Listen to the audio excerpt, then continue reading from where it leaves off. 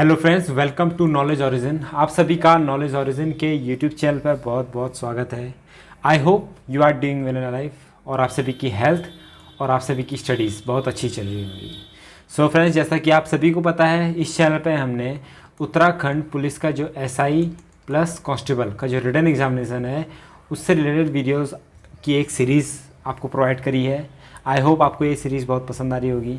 तो इसमें हम आज कवर कर रहे हैं जीएस पोर्शन में मॉडर्न हिस्ट्री। तो मॉडर्न हिस्ट्री के हम ऑलरेडी 10 पार्ट्स अपलोड कर चुके हैं, 11 पार्ट्स अपलोड कर चुके हैं, जिसमें से 1 से लेके 10 पार्ट तक के जो है उनका एमसीक्यूज़ हमने टेस्ट भी लिया है। तो आप इसे रिवीजन टेस्ट के एज ए रिवीजन टेस्ट इसे सॉल्व कर सकते हैं। आई होप आपको ये सीरीज़ बहुत पसंद आएगी और इस सीरीज़ को ज़्यादा से ज़्यादा शेयर कीजिए। और अगर आप इस चैनल पर नए हैं so don't forget to subscribe and press the bell icon. तो चलिए स्टार्ट करते हैं हम आज के फर्स्ट क्वेश्चन के साथ। तो आज का हमारा फर्स्ट क्वेश्चन है, which governor general is associated with doctrine of lapse. तो डॉक्ट्राइन ऑफ लैप्स से रिलेटेड कौन सा गवर्नर जनरल ऑफ इंडिया है? ठीक है, तो सबसे पहले डॉक्ट्राइन ऑफ लैप्स क्या था। देखिए, कोई इंडियन किंग है, अगर उसका कोई उत्तराधिकारी नहीं होता है, ठीक है, उसका कोई उत्तराधिकारी नहीं होता है, तो यानी उसका नेचुरल सन नहीं होता है, नेचुरल सन, तो उसका जो जितनी भी ज़मीन है, जितनी भी मतलब उसकी जो साम्राज्य है, वो सारा कौन कैप्चर कर लेगा? ईस्ट इंडिया कंपनी उसे कैप्चर कर लेगी। अगर सपोज़ अगर उसका कोई नेचुरल सन नहीं है, उसका कोई नेचुरल उत्तराधिकारी नहीं है, तो वो किसी भी को अगर अडॉप्ट करता है तो उस एडॉप्टेड सन को ईस्ट इंडिया कंपनी क्या उसका उत्तराधिकारी नहीं मानेगी, ठीक है, उसे उत्तराधिकारी जायज़ उत्तराधिकारी नहीं मानेगी और उसकी जितनी भी प्रॉपर्टी है, जितना भी साम्राज्य है, ईस्ट इंडिया कंपनी उसे कैप्चर कर लेगी। तो यही था डॉक्ट्राइन ऑफ लैप्स। तो डॉक्ट्राइन ऑफ लैप्स की पॉलिसी कौन लेके आया था? ये लेके आया था governor general of India Dalhousie, ठीक है, लॉर्ड डलहौजी लेके आए थे। डलहौजी का जो कार्यकाल था वो 1848 से लेके 1856 तक रहा। और इस डॉक्ट्राइन ऑफ लैप्स से सबसे पहले जो उन्होंने इलाका कब्जाया था किस राजा का? सतारा, महाराष्ट्र में एक जगह है सतारा। तो 1848 में इस सतारा को कैप्चर किया था। फिर किया था संभलपुर 1850 में, उसके बाद उदयपुर 1852 में, फिर झांसी 1854 में, फिर अवध, ठीक है, अवध 1856 में। तो ये कैप्चर किए थे। तो सबसे पहला राज्य कौन सा था? सतारा का। तो आपसे पूछा जा सकता है। नेक्स्ट है, which one of the following personalities is known as grand old man of India. तो इनमें से किस को grand old man of India का नाम से जाना जाता है? बाल गंगाधर तिलक, दादा भाई नौरोजी, मोतीलाल नेहरू एंड लाला लाजपत राय। तो इसमें से कौन है? यह है हमारे आंसर सेकंड, दादा भाई नौरोजी। तो दादा भाई नौरोजी को हम grand old man of India भी कहते हैं। और इनको क्या दूसरे उससे क्या जाना जाता है? फादर ऑफ इंडियन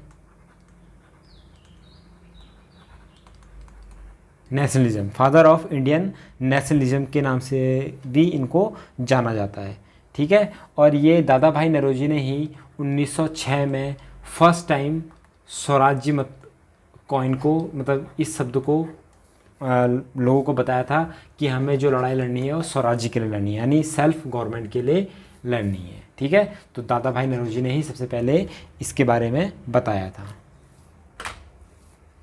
फिर है, who was the founder of the servant of India society, ठीक है। तो सर्वेंट ऑफ इंडिया सोसाइटी के संस्थापक कौन है? तो सर्वेंट ऑफ इंडिया जो सोसाइटी है इसका इस्टेब्लिशमेंट 12 जून 1905 को गोपाल कृष्ण गोखले जी ने किया था, ठीक है।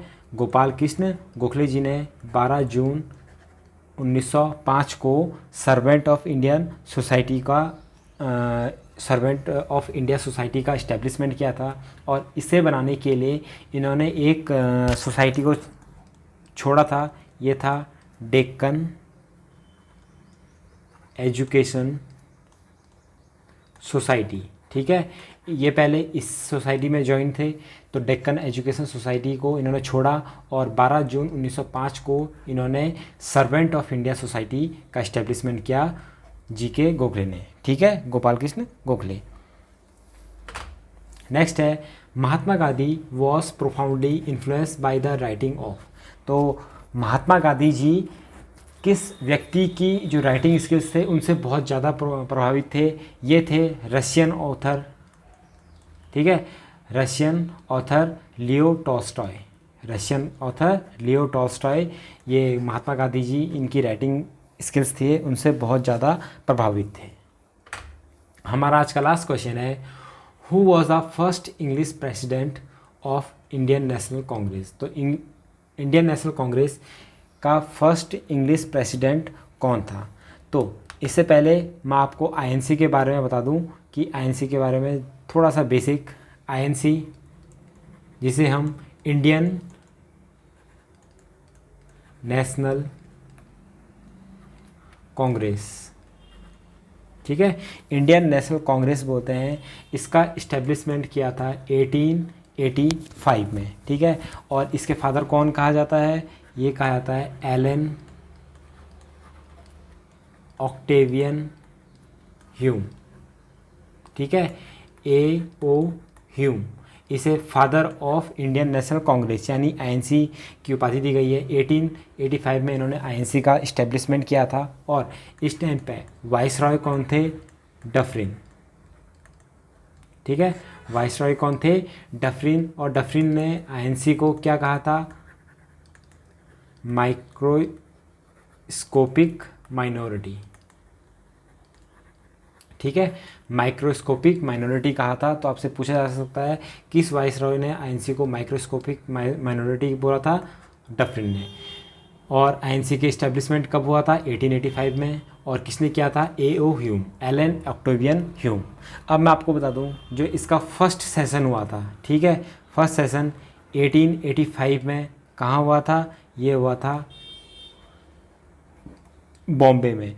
और WC बनर्जी इसके क्या थे? प्रेसिडेंट थे। इसमें टोटल 72 मेंबर्स ने पार्टिसिपेट किया था। सेकंड जो सेशन था ये था, ठीक है, सॉरी, थर्ड जो सेशन है, मैं जो इम्पोर्टेंट है वो बता रहा हूँ आपको। थर्ड सेशन 1887 में हुआ था। इसमें ये जो हुआ था ये मद्रास में हुआ था और इसके जो प्रेसिडेंट थे ये थे बदरुद्दीन तैयब जी, ठीक है, बदरुद्दीन तैयब जी। 1887 थर्ड आईएनसी का सेशन था, इसमें इसके प्रेसिडेंट थे। ये फर्स्ट मुस्लिम प्रेसिडेंट थे आईएनसी के। फिर इसके बाद फोर्थ सेशन होता है 1888 में, ठीक है, ये होता है इलाहाबाद में। इसके जो प्रेसिडेंट थे ये थे जॉर्ज यूल, ठीक है, ये फर्स्ट इंग्लिश प्रेसिडेंट थे, ठीक है। तो फोर्थ सेशन में, फोर्थ होता है 1888 में, इलाहाबाद में जॉर्ज यूल इसके प्रेसिडेंट थे और फर्स्ट इंग्लिश प्रेसिडेंट थे। इसके बाद एक कलकत्ता में सेशन होता है, ठीक है, 1917 में कलकत्ता में। तो इसकी जो प्रेसिडेंट थी वो थी एनी बेसेंट, ये फर्स्ट वुमेन प्रेसिडेंट थी आईएनसी की। उसके बाद 1925 में ये होता है कानपुर में। इसकी जो प्रेसिडेंट थी ये थी सरोजनी नायडू, ये फर्स्ट इंडियन वुमेन प्रेसिडेंट थी। तो ये जो इम्पोर्टेंट थे मैंने आपको बता दिए। फर्स्ट बॉम्बे में WC बनर्जी, 87 में मद्रास सेशन बदरुद्दीन तैयब जी फर्स्ट मुस्लिम प्रेसिडेंट, 1888 में इलाहाबाद में George Yule first English president, 1817 में Calcutta first Annie Besant first women president of INC, 1925 में Kanpur session Sarojini Naidu first Indian women president. तो ये इम्पोर्टेंट सेशंस थे। तो इसका आंसर क्या हो जाएगा? George Yule. ठीक है, option number first George Yule क्या हो जाएगा इसका करेक्ट आंसर। तो ये थे हमारे आज के 5 टॉप MCQs जो कि most expected and most important MCQs हैं। आई होप आपको ये वीडियो सीरीज़ बहुत पसंद आएगी। अगर आपको ये वीडियो पसंद आती है तो ज़्यादा से ज़्यादा शेयर कीजिए। If you are new to this channel don't forget to subscribe and press the bell icon. मिलते हैं नेक्स्ट वीडियो में, तब तक के लिए जय हिंद।